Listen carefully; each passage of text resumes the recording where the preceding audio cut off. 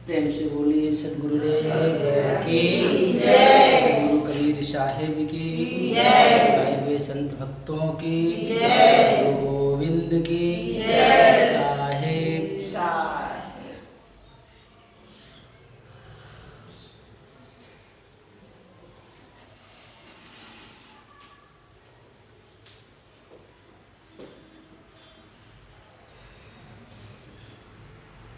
साहब कहते हैं कि मम जीवन अवगुण बहुत,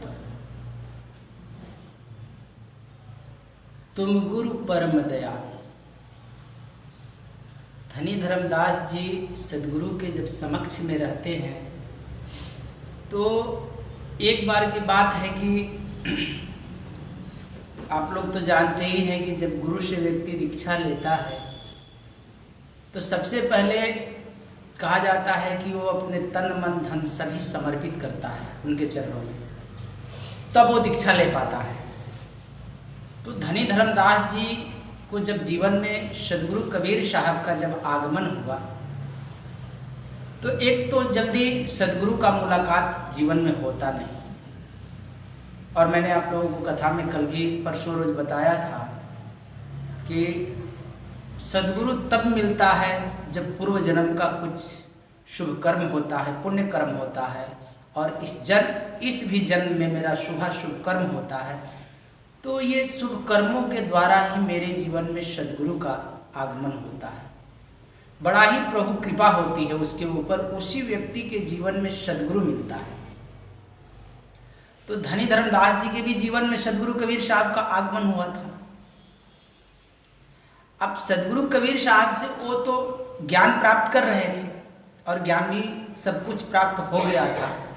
तो एक समय की बात है कि जब गुरु से हम दीक्षा ले लेते हैं तो गुरु का आवागमन हो जाता। जब व्यक्ति गुरु से प्रेम करने लगता है तो अपने दरबार में भी बुलाता है। और ऐसे भी धनी धर्मदास बड़ा ही सत्य का जिज्ञासा रखने वाले थे और उस परम तत्व में गोता लगाने वाले थे। फिर भी इतना सब होने के बाद भी एक बार कबीर साहब उनके दरबार में पहुंचे तो इन्होंने सोने के सिंहासन पर बैठाया कबीर साहब को। तो जब सोने के सिंहासन पर बैठाया तो बहुत देर के बाद, सोचने के बाद, देखते देखते उन्होंने अचानक, जैसे थोड़ी मस्ती नहीं आती है तो कहते कि चलिए लीजिए आपका भी ये काम हो गया हमारे साथ। तो धनी धर्मदास जी तो पैसे वाले थे और कबीर साहब कहाँ, धनी तो धनी थे, राजा थे वो। तो जब सोने के सिंहासन पर बैठाए तो उस समय में उन्होंने कहा कि देखिए आपको कहाँ सोने के सिंहासन मिलता साहेब, आप हमारे ही हमको लेकर के चलिए, आपको भी सोने का सिंहासन पर बैठने का यह अवसर मिल गया। बस इतनी ही बात कहे तो कबीर साहब है, सदगुरु तो सदगुरु होता है, तुम उसको क्या बैठा पाओगे और तुम कौन सा सिंहासन उसको लगा पाओगे। तो उस समय में साहब कहते हैं कि धर्मदास तू ईका करे पौवा शेर छटंकी धरे, अर्थात तुम ये कौन सी बनौटी कर रहे हो, तुम किस तराजू पर लेकर के मुझे तौलने की प्रयत्न करते हो, और तुम्हें लेकर के मैं सोने के सिंहासन पर क्यों बैठूं? ये कब था तुम्हारा? जब व्यक्ति गुरु के शरण में जाता है तो तत्क्षण उसे सब कुछ कहा जाता कि तनमन सब कुछ व्यक्ति गुरु के चरणों में समर्पित करता, तो फिर उस दिन से उसका क्या रह जाता है। लेकिन जब तक वो समर्पित नहीं किया रहता तब तक तो वो शिष्य भी तो नहीं बन पाता। दीक्षा लेने का ये उद्देश्य ही होता है कि व्यक्ति गुरु के चरणों में सब कुछ समर्पित करता है। और हमारा मन तो उस समय में कह देता कि हाँ गुरुदेव जैसा आप कहेंगे वैसा हम करेंगे, लेकिन आप अपने मन की तरफ कभी ख्याल करना, वैसा ही सब दिन करता। जैसे आज सुबह जगते हो और जो जो बातें विचारों में आपके चित्त में जो बद्ध हो गया है वही बातें बार बार पुनः पुनः वही पुनर्वृत्त दोबारा दोबारा प्रतिदिन यही घटता है। इसी वर्तुल में मनुष्य घूमते रहता है और उसके जीवन में काम भी घटित होता, काम क्रोध लोभ मोह अहंकार, इस सभी प्रेम भी घटित होता। और ये बातें नहीं कि तुम्ही को, यहां पर पशु पक्षियों को भी हो रहा, पेड़ पौधों को भी हो रहा है, सभी को हो रहा। लेकिन इस घेरे से अगर चित्त की घेरे से अगर कोई बाहर निकलने का रास्ता है तो उस सद्गुरु के माध्यम से वो ध्यान का रास्ता है।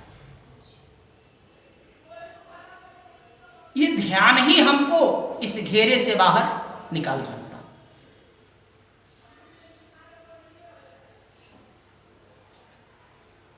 इसलिए धनी धर्मदास जी के जीवन में जब सद्गुरु मिलते हैं और कबीर साहब मिलते हैं तो उन्होंने सब कुछ समर्पित किया था सद्गुरु के चरण में।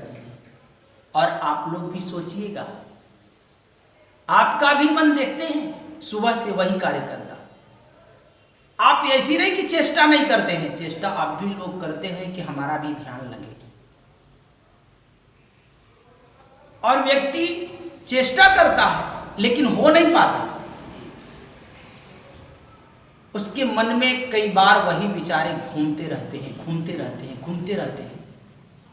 और जब व्यक्ति के यही विचार एक ही घूमते हैं, क्योंकि जब तक तुम अपने भीतर अपने पास वो ध्यान को नहीं लेकर आते हो तब तक तो तुम्हें पता भी नहीं चलता कि एक ही विचार मुझे प्रतिदिन घुमाए फिराता है। तुम जैसे सब दिन जगते हो वैसे ही तुम करते हो, सुबह में जगना, खाना बनाना, काम धंधा, और जब बैठते हो तो जब एकांत में अगर बैठने की भी कोशिश करते हो तो वही विचार चलने लगते, तुम ध्यान में प्रवेश नहीं कर पाते। ये जितनी भी ग्रंथों का प्रयोजन है, जितना भी सत्संग है, ये सभी प्रयोजन यानी चित्त के घेरे से बाहर निकलने का है, मन के घेरे से पार जाने का रास्ता है। और हमारे अंदर तो यही भरा हुआ है।